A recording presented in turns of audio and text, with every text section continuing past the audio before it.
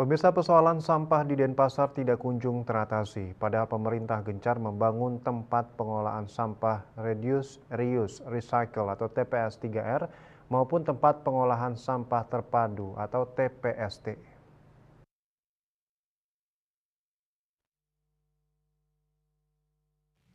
Untuk meningkatkan kesadaran masyarakat, Pemkot Denpasar melakukan sosialisasi langsung secara door-to-door terkait pemilahan sampah. Sosialisasi ini diharapkan Kepala Dinas Lingkungan Hidup dan Kebersihan LHK Kota Denpasar, Ide Bagus Putawirabawa, mampu meningkatkan kesadaran masyarakat. Dalam sosialisasi, masyarakat juga diberikan edukasi terkait Perda Nomor 8 Tahun 2023 tentang penyelenggaraan pengelolaan sampah. Gustre sapaannya mengatakan mereka yang diberikan sosialisasi bukan hanya masyarakat di rumah tangga melainkan juga kegiatan usaha, pelaku usaha.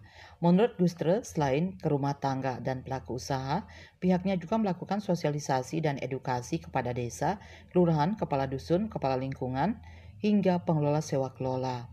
Sebab mereka juga sebagai kepanjangan tangan pemerintah memegang peran penting untuk mengedukasi warganya agar memilah sampah dari hulu.